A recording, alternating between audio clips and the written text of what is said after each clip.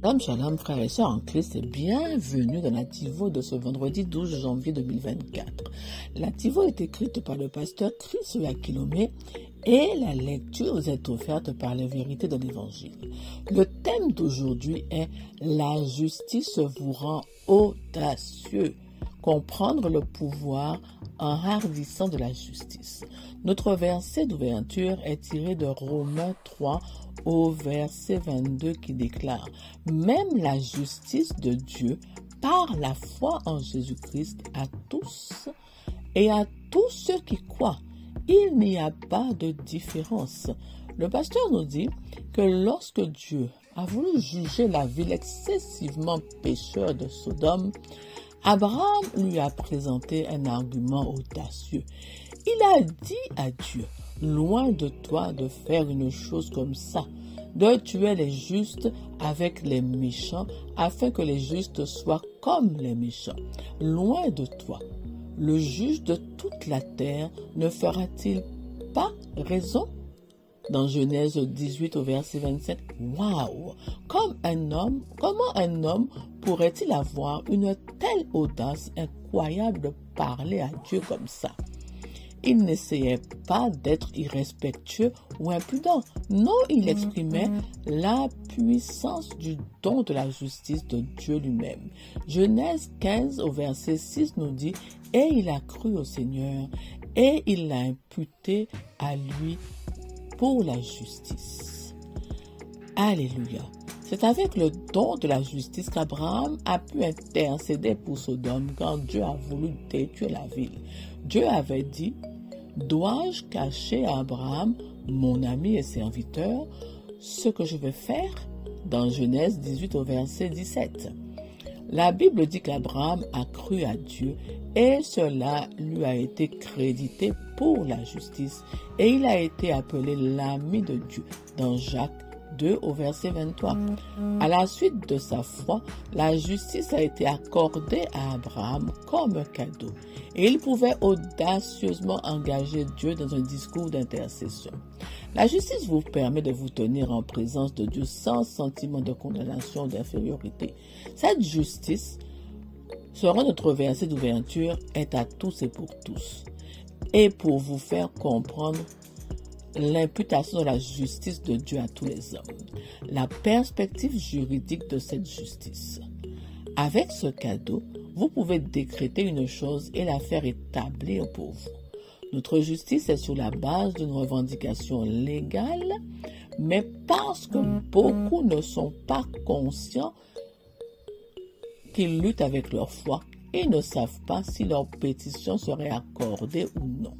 Quand vous vous tenez sur sa justice, vous n'avez pas de tel doute parce que vous avez le laissez-passer. Vos revendications ne peuvent pas être refusées parce que vous vous tenez dans la justice de Jésus-Christ. Gloire à Dieu. Alléluia. Mon frère, ma soeur, tu es justice de Dieu. Abraham pouvait se présenter devant Dieu et lui demander et lui exposer ses requêtes en tant que juste et intercéder en faveur du peuple et demander que Dieu révise sa décision à cause de la justice qu'il avait obtenue de Dieu et aussi à cause du juste qui habitait dans ce pays-là et à cause de la justice même de Dieu, la nature de Dieu. C'est vraiment audacieux de sa part. C'est parce que Abraham était l'ami de Dieu.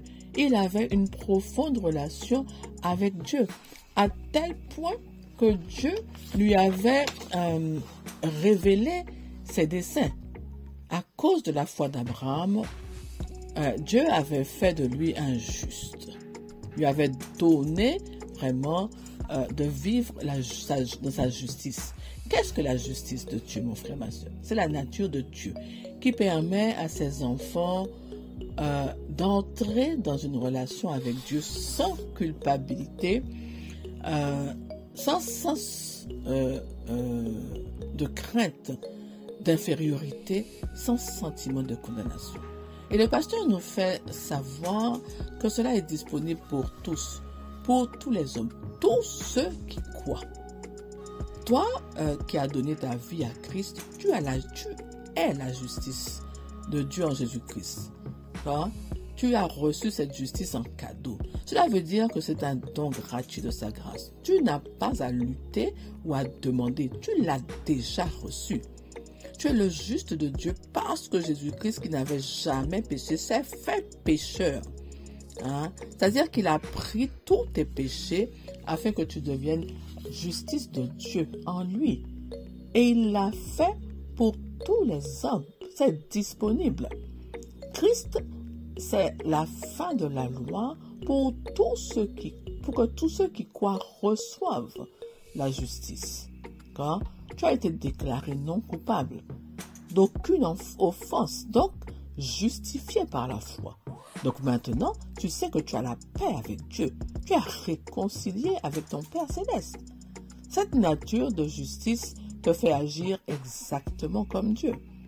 Quand tu parles, quand tu intercèdes, tu établis des décrets qui s'exécutent dans le nom de Jésus-Christ. Mais peut-être que ton manque de conscience peut te faire douter du résultat. Cela veut dire que quoi que tu demandes à Dieu, attends-toi à ton exaucement à cause du fait que tu es le juste de Dieu qui agit dans la justice de Jésus-Christ. La parole de Dieu dit que la prière du juste a une grande efficacité. Elle réussit toujours. Si tu as conscience de qui tu es, tu dois comprendre que cela ne vient pas de toi, mais de Christ en toi, de sa nature en toi. Hein? C'est un pouvoir qui te rend audacieux, fort, courageux, qui te fait marcher avec assurance, sans peur. Hein? Parce que Dieu t'a tout donné. Hein? Il t'a donné tout ce qu'il a pour il a fait une alliance parfaite, parfaite qui fait de toi un juste. Au temps d'Abraham, les héros de la foi n'étaient pas des enfants de Dieu. Mais pour toi, pour moi, Dieu par l'alliance que Jésus-Christ a faite pour nous, les enfants de Dieu, nous agissons dans la justice de Dieu sans effort, car ça n'a rien à voir avec notre intelligence ou nos efforts, mais c'est par la grâce. Hein? Garde en mémoire en fait que tu es et que tu as reçu bien plus qu'Abraham. Maintenant, il te faut la conscience et la mentalité de Dieu pour comprendre que tu es le juste de Dieu en Jésus-Christ et que tu puisses fonctionner en tant que tel. C'est la pratique de la méditation, c'est le moyen par lequel tu emmagasines et que tu enracines la parole en toi pour la pratiquer, marcher et fonctionner avec la conscience de qui tu es, de ce que tu as reçu en Jésus-Christ. Alors, désormais, quand tu pries, quand tu intercèdes, quelle que soit ta requête, quelle que soit ta demande à Dieu, ne doute pas de l'exaucement à cause de la justice de Dieu que tu as reçue. Alors médite sur la parole, remplis-toi. Hein? C'est cette manière-là que tu vas marcher avec la conscience que tu es justice de Dieu. Tu n'échoues pas. Dieu te regarde et il voit Jésus-Christ. Il voit le juste Jésus-Christ devant lui. D'accord? À l'exemple de Jésus, vraiment, rappelle-toi, il savait que quoi qu'il demande à son Père, il l'obtenait toujours. Et toi, qui as reçu sa nature, qui as reçu son nom, hein, tu as reçu aussi l'exaucement de tes demandes en Jésus-Christ. Alléluia. Sois-en conscient. Hein. Tu ne luttes pas pour avoir la justice. Tu l'as déjà reçu. Hein, ce n'est pas par tes efforts, ce n'est pas parce que tu fais des jeûnes. Non, tu l'as déjà reçu. Hein. Sois juste conscient de cela par la méditation. par l'étude de la parole, tu comprendras qui tu es, ce que tu as reçu, pour pouvoir pratiquer cela aisément. Voilà, mon frère, ma soeur, sois béni. Alors maintenant, je vais te demander, t'inviter à prier avec moi. Une justice de Dieu, cet acquittement divin par la foi, s'est manifesté et elle est imputée à mon compte. Avec ce don de justice, j'ai l'audace et la confiance de me tenir devant Dieu sans culpabilité, condamnation ou infériorité, et de le prier et d'attendre des réponses. J'ai la paix avec Dieu par le Seigneur Jésus-Christ. Amen. Alléluia. Mon frère, ma soeur, proclame, déclare que tu es la justice de Dieu. Sois conscient de qui tu es et fonctionne dans cette justice-là, avec cette conscience-là. Voilà, mon frère, ma soeur, sois béni. Passe une excellente journée. Je te dis à bientôt pour une nouvelle TIVO.